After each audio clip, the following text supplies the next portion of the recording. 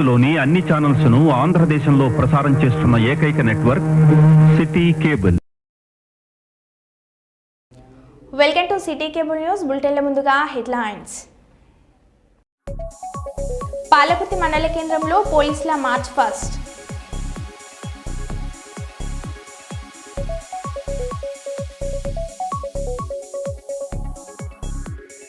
కేంద్ర రక్షణ మంత్రి రాజ్నాథ్ సింగ్ని కలిసిన ముఖ్యమంత్రి చంద్రబాబు.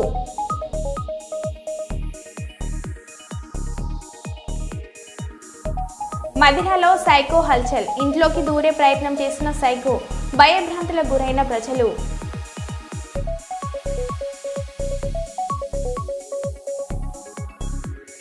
కోర్టులో ఏసీబీ దాడులు. ఏసీబీ వలలో మరో 2 అధికారులు.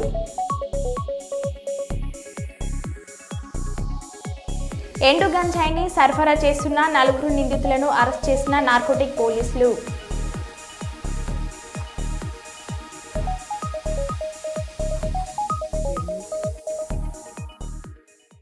ఇక వివరాల్లోకి వెళ్తే, ఈ నెల 26న జరిగే హలో బీసీ చెలో ప్రొద్దుటూరు సభను విజయవంతం చేయాలని జాతీయ బీసీ సంక్షేమ సంఘం రాష్ట్ర అధ్యక్షులు వై నాగేశ్వరరావు యాదవ్ కర్నూలులో తెలిపారు. కేంద్ర రాష్ట్ర ప్రభుత్వాలు బీసీలకు ఎంతో న్యాయం చేస్తున్నాయని మీడియా సమావేశంలో తెలిపారు. బీసీల రాష్ట్ర సదస్సుకు జాతీయ అధ్యక్షుడు రాజ్యసభ సభ్యుడు ఆర్ కృష్ణయ్య పాల్గొంటున్నారు. బీసీలకు కులగణన చేపట్టినందుకు కూటమి ప్రభుత్వానికి ధన్యవాదాలు తెలిపారు. బడ్జెట్లో 47,000 కోట్ల రూపాయలు కేటాయించి స్థానిక సంస్థల ఎన్నికల్లో బీసీలకు 24% రిజర్వేషన్ నుంచి 34% పెంచడం శుభ పరిణామాన్ని నాగేశ్వరరావు యాదవ్ తెలిపారు. చట్టసభల్లో బీసీలకు రిజర్వేషన్లు కల్పించాలని కోరారు. ఈ కార్యక్రమంలో నక్కలమిట శ్రీనివాసులు, మద్దిలేటి శ్రీనివాసులు తదితరులు పాల్గొన్నారు.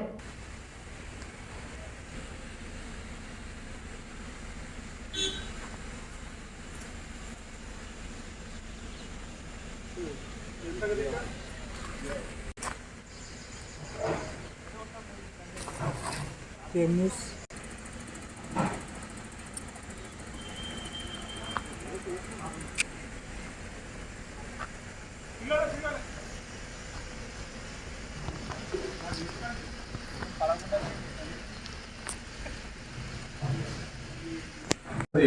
నూట 47 కిలోల గాంజాని సీజ్ చేయడం జరిగింది.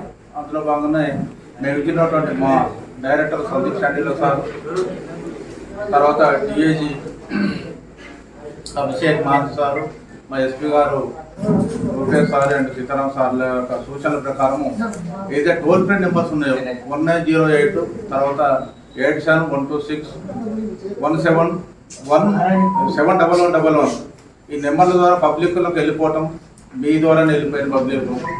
ఆ పబ్లిక్లోకి వెళ్ళిపోయినటువంటి టోల్ ఫ్రీ నెంబర్స్ ద్వారానే మాకు ఇన్ఫర్మేషన్ ఈరోజు ఎస్ఐ రాజు గారు ఉదయం 9 గంటల ప్రాంతంలో ఉండగా వారికి ఒక నమ్మదైన సమాచారం వచ్చింది. ఆ నమ్మదైన సమాచారం ఏంటంటే, ఒక ట్రాక్టర్ యందు ఆంధ్ర లంబసింగ్ నుండి ఒక ట్రాక్టర్లో ప్రమాణంగా 200 కిలోల గాంజాయి ట్రాన్స్పోర్ట్ అవుతున్నది. అది ఇక్కడైతే రిసీవర్స్ ఎవరైతే ఉన్నారో వారికి ఆ ట్రాక్టర్ డ్రైవర్ అనారోగ్యం ఉంది, నేను అక్కడ రాలేకపోతున్నానంటే రిసీవర్స్ ఆ ట్రాన్స్పోర్ట్ ఎవరైతే గాంజాయి తెప్పించుకుంటున్నారో అందులో మెయిన్ పర్సన్ గుగులోతు భాస్కర్. ఇతనికి 38 ఇయర్స్ ఉంటాయి.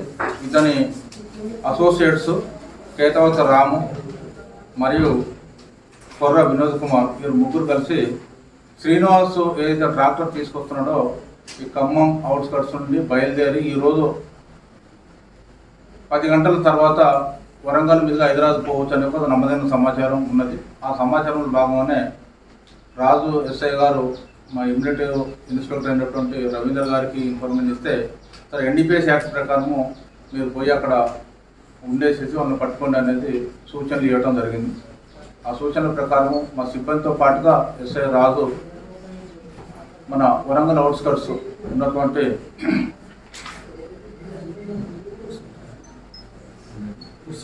ఉరుసుగుట్ట దగ్గర మాట వేసి ఉండగా మాకున్న ఇన్ఫర్మేషన్ ప్రకారం ఆ ట్రాక్టర్ మరియు ఆ ట్రాక్టర్కు పైలట్గా స్విఫ్ట్ కార్ వస్తూ ఉంది. ఆ స్విఫ్ట్ కార్ని చూసి ఇన్ఫర్మేషన్ మీద సిబ్బందితో నడుపుకొని ఆ ట్రాక్టర్ ట్రాలీ కింద ఏదైతే ట్రాలీ అడుగు భాగన దాన్ని ఒక స్పెషల్గా అర్రలు ఏర్పాటు చేసేసి దాన్ని వర్షంలో పేర్చుకొని గాంజాయి తీసుకురావడం, ఆ తెచ్చిన గాంజాని సీజ్ చేసి లెక్కిస్తే రమారమే 210 కిలోల గాంజాయి సీజ్ చేయడం జరిగింది. 210 కిలోల గాంజాయికి 1,05,00,000 రూపాయల విలువ గల గాంజాయిని సీజ్ చేయడం జరిగింది. ఈరోజు సీజ్ చేసి 4 నిందితులను కూడా మేము ఈరోజు అరెస్ట్ చేసినాము.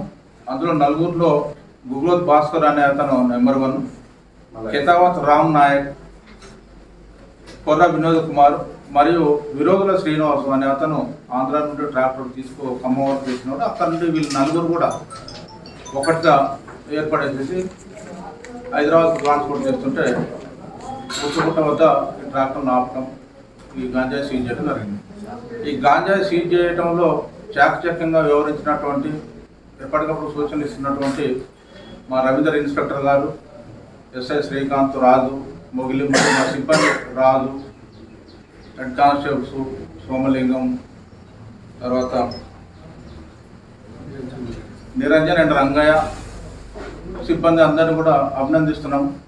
ఈ అందరికీ కూడా రివార్డుల కోసము మా డైరెక్టర్ గారికి వీళ్ళ పేర్లను ప్రపోజ్ చేసి తగిన రివార్డు కూడా వీరికి ఇప్పించడం జరుగుతుంది. ముఖ్యంగా మళ్ళొకసారి మీ అందరికీ కూడా మాకు మనం ఏంటంటే ఏ టోల్ ఫ్రీ నెంబర్స్ ఏదైతే ఉన్నాయో 1908 మరియు 8712671111 ఇది డైరెక్ట్ మా కంట్రోల్ రూమ్కి వెళ్తుంది, డైరెక్టర్ గారి ఆఫీస్కి వెళ్తుంది. ఈ నెంబర్లని అదేవిధంగా మా పోలీస్ స్టేషన్ నా యొక్క నెంబరు 8712661711 ఈ అన్నిటి కూడా పబ్లిక్లోకి 11 and 42 కూడా మా ఇన్స్పెక్టర్ నెంబర్ ఇవన్నీ పబ్లిక్లోకి వెళ్ళిపోతే ఇంకా కొంత మనకి ఇన్ఫర్మేషన్ రావటము, అయితే ప్రభుత్వము మన రాష్ట్రం నుండి ఎలాంటి కాంట్రాబ్యాండ్ అంటే మత్తు పదార్థాలని రాకుండా ఎరాడికేట్ చేయాలని ఒక కృతనిశ్చయంతో ఉందో, ఒక సంకల్పంతో ఉందో, ప్రభుత్వం యొక్క సంకల్పాన్ని మనం నెరవేర్చేందుకు మీరు మేము ప్రభుత్వం నుండి అందరూ స్టేక్ హోల్డర్స్ అందరూ కూడా కలిసి పనిచేస్తే ప్రభుత్వ ఆశయాన్ని మనం నెరవేర్చిన వాళ్ళు అవుతాము. అదేవిధంగా మన యువకులను, మన పిల్లల్ని, స్టూడెంట్స్ ఎవరైతే స్కూల్ విద్యార్థులు ఉంటో వాళ్ళందరినీ కూడా మనం కాపాడే వాళ్ళు అవుతాం. కాబట్టి ఖచ్చితంగా ఈ నెంబర్లని పబ్లిక్లోకి బాగా ప్రాచుర్యం చేయాలని మిమ్మల్ని అందరినీ కూడా పేరున కోరుకుంటూ ఈ యొక్క ప్రెస్ మీట్కి వచ్చిన మీ అందరినీ కూడా మరొకసారి అభినందిస్తూ మా ఆఫీసర్స్కు కూడా మా ఈ చాక్టింగ్ పనిచేసి పట్టుకున్న వాళ్ళ పేర్లని తగిన రివార్డు పంపించడం జరుగుతుంది. పాలకుర్తి మండల కేంద్రంలోని పోలీస్ స్టేషన్ పరిధిలో సిఐ గట్ల మహేందర్ రెడ్డి ఆధ్వర్యంలో సర్కిల్ పరిధిలోని ఎస్ఐలు పోలీస్ సిబ్బందితో మార్చ్ పాస్ట్ నిర్వహించారు. అనంతరం మండల కేంద్రంలోని దుకాణదారులకు, చిరు వ్యాపారులకు రోడ్డు ప్రమాదాల నివారణ, వాహనాల పార్కింగ్ గురించి తగు సూచనలు, సలహాలు చేశారు.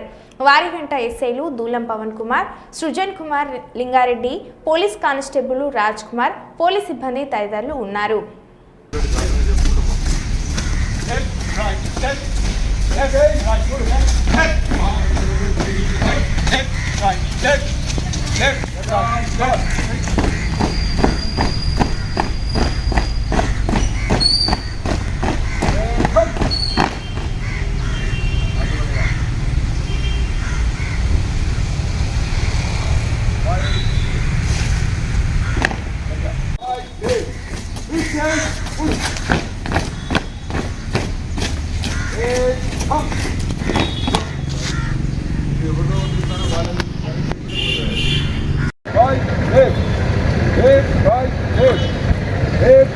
अशोक ये मूवमेंट आदि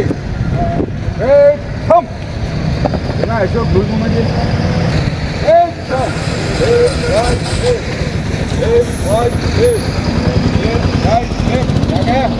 सबो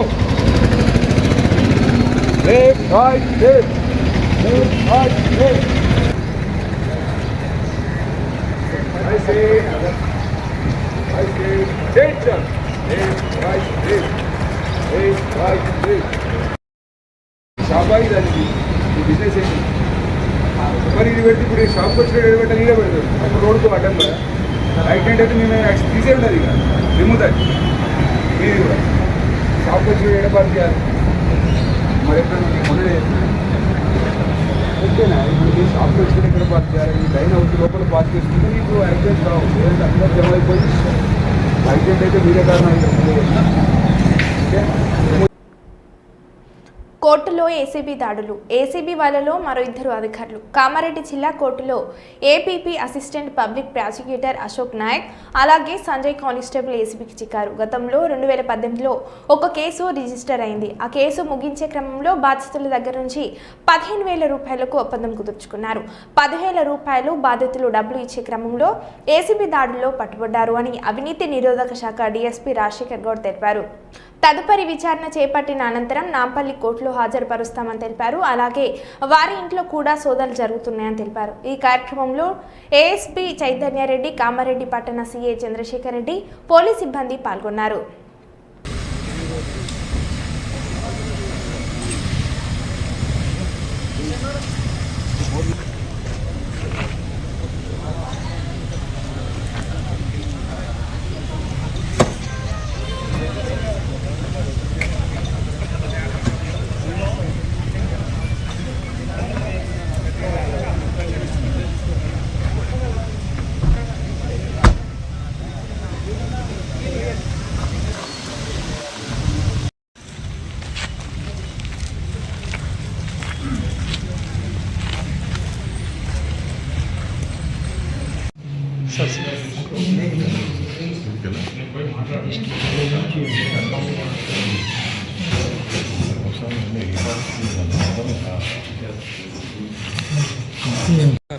మీకు ఏదో రాకపోతే కూడా ఇన్స్పెక్టర్ గారి దగ్గర ఈ కాపీ ఉంది, మీకు షేర్ చేస్తాను.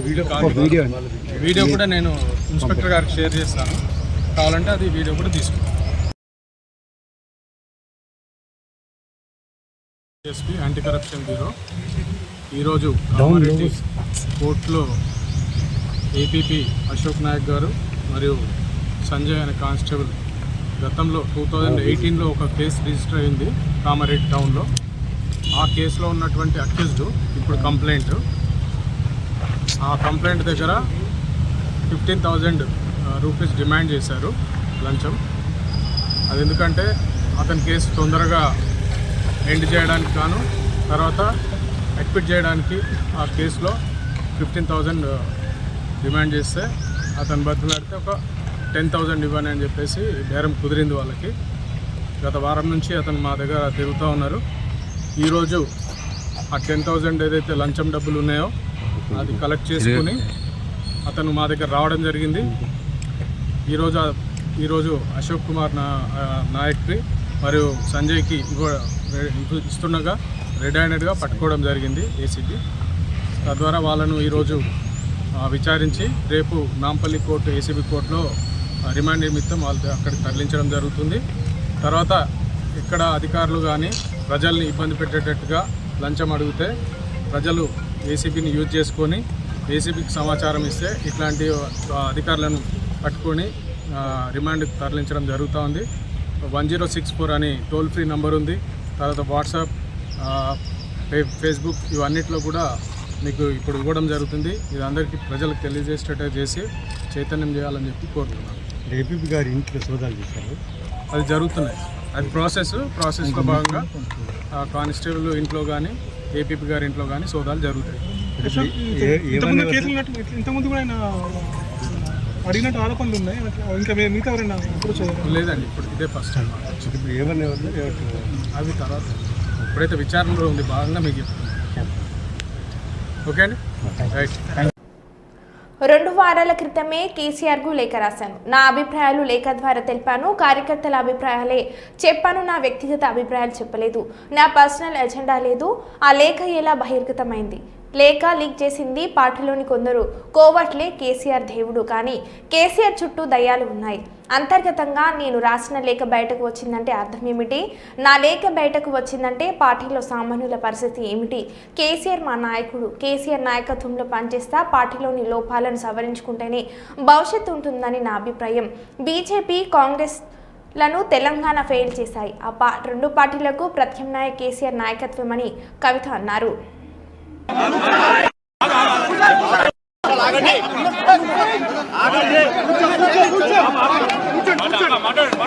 జై తెలంగాణ. జై తెలంగాణ జై తెలంగాణ జై Telangana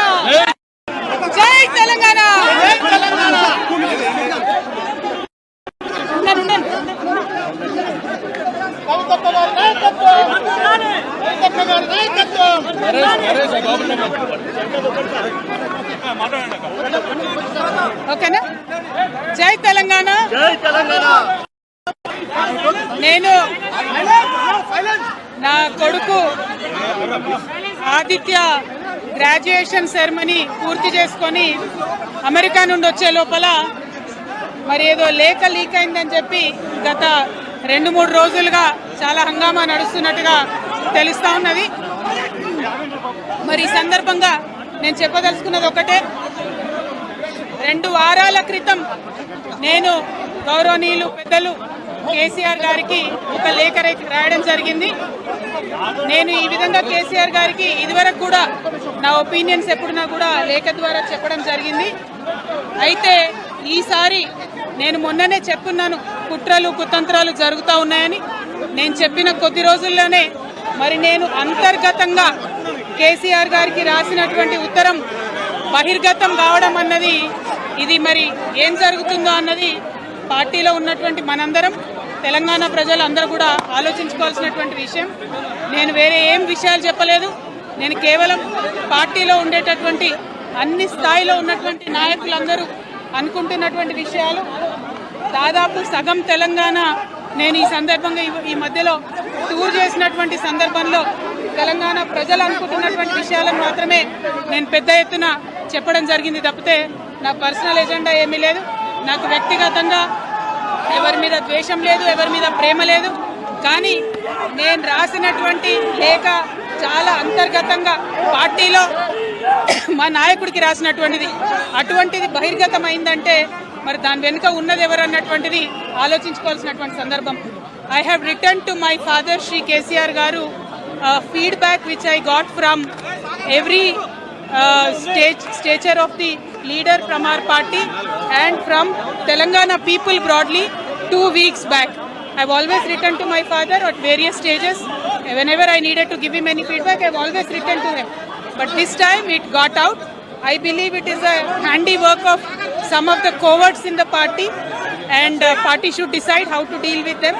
I have not written anything negative against KCR Garu or the party. To strengthen the party and to work for the people of Telangana. Feedback mechanism is necessary, and that is what I have done. Thank you. Jai Telangana.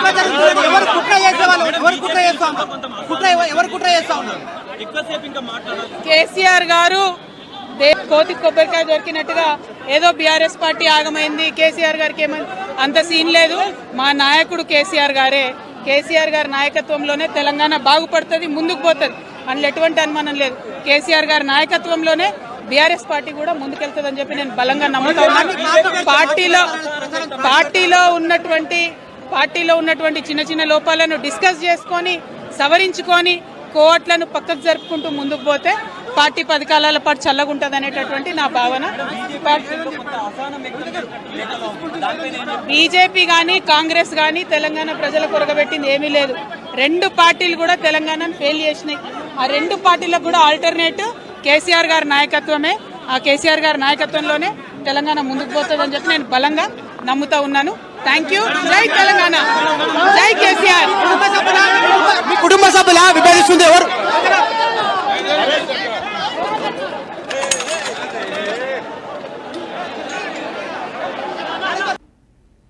సచివాలయంలో మీడియాతో మాట్లాడిన పంచాయతీ గ్రామీణ అభివృద్ధి మహిళా శిశు సంక్షేమ శాఖ మంత్రి సీతక్క. పత్రికా ఎలక్ట్రానిక్ మీడియా సోదరులకు పేరు పేరున నమస్కారాలు. సిస్టర్ స్ట్రోక్తో కేటీఆర్ చిన్న మెదడు చితికిపోయింది, అందుకనే ఇష్టానుసారంగా మాట్లాడుతున్నాడు. కాళేశ్వరం విషయంలో కమిషన్లు తీసుకున్నప్పుడు గుర్తురానటువంటి మరి భయం, ఈరోజు కమిషన్ ముందుకు రావడానికి మాత్రం భయపడుతున్నారు. దాన్ని కప్పిపుచ్చుకోవడం కోసం ఈరోజు పిచ్చి పిచ్చిగా కాంగ్రెస్ పార్టీ బాంబులు పెట్టిందని మాట్లాడుతున్నాడు. కాళేశ్వరానికి నువ్వు అధికారంలో ఉండి ఎందుకు నిరూపించలేకపోయినావో ఒక్కసారి కేటీఆర్ గారు ఆత్మ పరిశీలన చేసుకొని ఈ అబద్ధాల పునాదుల మీద వాస్తవాలను కప్పిపుచ్చే ప్రయత్నం చేస్తూ ఉన్నావు.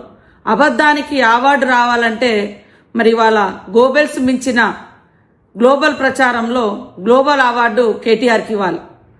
ఈ దేశంలో ఈ ప్రపంచంలో ఇప్పటి వరకు అబద్ధాలకు ప్రతినిధి గోబెల్స్ ఉంటే దాన్ని మించిపోయినటువంటి అబద్ధాలనే పునాదిగా చేసుకొని గత కొంతకాలంగా కేవలం అబద్ధాల పునాదులతో ఆయన పార్టీని ఆయన వ్యవస్థను నడిపించుకుంటున్నాడు. అందుకనే గోబెల్స్ ప్రచారకర్తగా అవార్డు ఎవరికి రావాలంటే కేటీఆర్కు గ్లోబల్లోనే గోబెల్స్ ప్రచారానికి గ్లోబల్లోనే కేటీఆర్కు మరి అవార్డు ఇస్తే చక్కగా బెస్ట్ అవార్డు గ్లోబల్లో వస్తుందని నేను అనుకుంటా ఉన్నా, నేను భావిస్తా ఉన్నా. కాబట్టి అయ్యా నువ్వు ప్రతిపక్ష హోదాకు పనికిరావు, ప్రతిపక్షంలో పనిచేయడానికి రావు, ప్రజల కోసం పనిచేయడానికి రావు. కానీ అవాస్తవాలను అద్భుతంగా తీర్చిదిద్ది గోబెల్స్ మించిన ప్రచారం చేయడంలో మరి అగ్రభాగాన ఉంటున్నందుకు నీకు గ్లోబల్ అవార్డు ఇస్తే బాగుంటుంది అని నేను నిజంగా ప్రపంచానికి తెలియజేస్తా ఉన్నా. ఇట్లాంటి వ్యక్తులకు ఇది రావాలని. ఈడీ గురించి ఒకటి అంటాడు, కాళేశ్వరం గురించి ఒకటి అంటాడు. మరి అలా చెల్లె సిస్టర్ స్ట్రోక్ తోటి నువ్వు బాధపడుతున్నావు, మానసికంగా చాలా ఇబ్బంది పడుతున్నావు. ఇవాళ పాపం కవిత అన్నది మా నాయన దేవుడు కానీ చుట్టూన దయ్యాలన్నారు. ఆ దయ్యం నువ్వేనైంది. ఆ దయ్యంలో ఎన్ని అవతారాలు ఉంటాయో ఏమో అర్థం కాదు. దయ్యం అంటే రకరకాలుగా విషయాలు ఇస్తుంది. ఈడీ విషయంలో రాహుల్ గాంధీని మాట్లాడే అర్హత నీకుందా? ఇతరుల త్యాగాల మీద రాజభోగాలు అనుభవించి కుటుంబం అంతా కూడా ఇవాళ దాచుకొని మరి తిన్నదంతా కూడా బయటకు వస్తూ ఉంటే ప్రజలకు వచ్చి జవాబు చెప్పుకోలేక కాళేశ్వరం మీద బాంబు పెట్టిరంటారు. అది కాళేశ్వరం కూలిపోయినప్పుడు అధికారంలో ఉన్నది నువ్వు.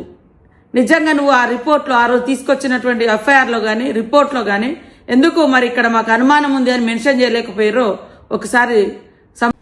ప్రభుత్వ రికార్డ్స్ పరంగా లేని నాలాలను మ్యాప్ పరంగా డిజిటల్ సర్వేలో ఉన్నట్లు చూపిస్తూ తాము నిర్మించుకుంటున్న ఫంక్షన్ హాల్కు పర్మిషన్ రద్దు చేసిన ఇరిగేషన్ శంకర్ నాయక్పై చర్యలు తీసుకోవాలని డిమాండ్ చేస్తూ బాధితుడు రమేష్ మీడియా సమావేశం నిర్వహించాడు. ఈ సందర్భంగా శనివారం హన్మకొండలోని హంటర్ రోడ్లో ఏర్పాటు చేసిన పత్రికా విలేకరుల సమావేశంలో మాట్లాడారు. అని చెప్పారు. లెవెల్ 1 అయిపోయింది, లెవెల్ 2 అయిపోయింది. మాన్యువల్గా లెటర్ ఇచ్చారు. కన్స్ట్రక్షన్ కూడా దగ్గర పడ్డారు. సిస్టమ్ పనిచేస్తలేదని చెప్పి మాన్యువల్గా కూడా అధికారులు లెటర్ ఇచ్చిన తర్వాత కన్స్ట్రక్షన్ కూడా దగ్గర పడ్డారు. అయిపోయిన తర్వాత నా పక్కకున్న కర్మిల విక్రమరావు అనే ఆయన 322 సర్వే నెంబర్ ఆయనే ఎస్సీల భూములను కొంత ఆక్రమించాడు. అసలు యాక్చువల్గా ఏడీ సర్వే కూడా చేయించడం. ఏడీ సర్వే కూడా చేస్తే అక్కడ ఏం లేదు నీకు అంటే ఇరిగేషన్ ఒకటి తీసుకురమ్మన్నారు. ఇరిగేషన్ ఒకటి తీసుకురమ్మంటే ఏడీ సర్వే చేయించిన. ఏడీ సర్వేలో ఏం లేదు, ఇరిగేషన్కి సంబంధించిన ప్రాబ్లం ఏం లేదు అని చెప్పారు. ఏడీ గారు చెప్పారు. నువ్వు సబ్మిట్ చేసినా అన్నీ అయిపోయిన తర్వాత నా పక్కకున్న కర్మిల విక్రమరావు అంటే ఇక్కడున్న ఇరిగేషన్ ఇంజనీర్ను ఆ మార్నేని రవీంద్రరావును ఈ కర్మిల విక్రమరావు ఇద్దరు విలమలు కదా, వాళ్ళు కొంచెం బంధువులు.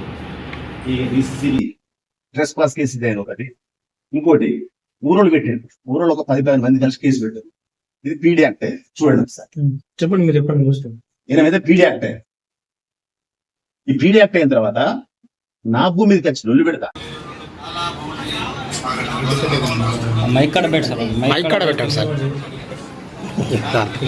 International human rights national working president, Telangana state media incharge Rambabu నా పేరు.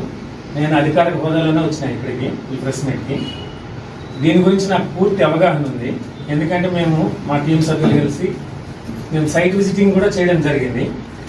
ఆ సైట్ విజిటింగ్ చేసే క్రమంలో మేము గ్రామస్తులని దగ్గర తీసుకున్న వివరాలు ఏంటంటే 322, 323 సర్వే నెంబర్లో ఏదైతే మెరుగు రమేష్ గారు ఒక ప్రాజెక్ట్ మొదలుపెట్టినారో ఆ ప్రాజెక్ట్ కట్టడము అక్కడ ఉన్న కొంతమంది ప్రజాప్రతినిధులకి అయితేనేమి, ఈయన పక్క ల్యాండ్లో ఉన్నటువంటి కర్మిల విక్రమరావుకి అయితేనేమి ఇష్టం లేదు. మొదటి నుండి కూడా కుటిల ప్రయత్నాలు, రాజకీయ పలుకుబడి ఉపయోగించి ఈయన ప్రాజెక్ట్ని ఏ విధంగానైనా ఆపాలి అనే ఒక ముఖ్య ఉద్దేశంతో ఆయన వేసే ప్రతి అడుగు మేము విచారణ చేసినాం. దానికి మా దగ్గర కూడా కొన్ని ఎవిడెన్స్ ఉన్నాయి. నేను మా టీం సభ్యులు కలిసి అలా 1-2 వివరాలు కూడా మీకు చెప్తాను, 1-2 విషయాలు కూడా చెప్తాను. నేను ఆ రోజు ప్రెస్ మీట్కి అక్కడ పోవడం జరిగింది. అధికారులు, పత్రికా విలేకరులు అందరూ వస్తున్నారు అంటే నేను మా టీం సభ్యులు కలిసి అక్కడికి వెళ్ళడం జరిగింది. జిల్లా ల్యాండ్ రికార్డ్స్ ఏడీ సర్వేయర్ గారు నేను ఒక క్వశ్చన్ వేయడం జరిగింది. సార్ ఇక్కడ నాలా ఉందా లేదా ఒక విషయం చెప్పండి అని చెప్పి అడగడం జరిగింది. సార్ ల్యాండ్ రికార్డ్స్ ప్రకారం 323లో కానీ 22లో కానీ 1930 నుండి కూడా నాలా లేదు యాజ్ పర్ రికార్డ్స్ అని చెప్పడం జరిగింది. దానికి సంబంధించిన ఎవిడెన్స్ వీడియో మీకు చూపెట్టినాం. రెండోది ఏంటంటే అధికారులు పలుమార్లు సందర్శించి కూడా ఎన్నిసార్లు సందర్శించినా కూడా ల్యాండ్ రికార్డ్స్లో లేని కారణం చేత మేము హద్దులు నిర్ణయించలేకపోతున్నాం అని చెప్పి రెవెన్యూ అధికారులు చెప్తారు, ఇరిగేషన్ అధికారులు చెప్తారు, ల్యాండ్ రికార్డ్స్ వాళ్ళు చెప్తారు. ఇప్పుడు నిర్మాణం చివరి దశలో ఉండగా ఆయన మీద పలు రకాలైనటువంటి కేసులు అక్కడ నమోదైన కారణంగా ఆ కేసుల నుండి బయటపడడానికి, తక్షణం ఉపశమనం పొందడానికి ఆయన కొంత రాజకీయ పలుకుబడిని ఉపయోగించి ఇరిగేషన్ ఈ గారిని ఉపయోగించి ఈ రకమైనటువంటి పర్మిషన్ క్యాన్సిల్ అవ్వడానికి ముఖ్య కారణం కరిమెల్ల విక్రమ్ A1 అయితే ఆయనకు సహకరించిన ఈ గారు A2. మరి ఇందులో ఈ గారి పాత్ర దేనికోసం వచ్చింది? ఈ గారిని మీరెందుకు సార్ మీరు ఈ గారి మీద చేస్తున్నారని మీరు అనొచ్చు.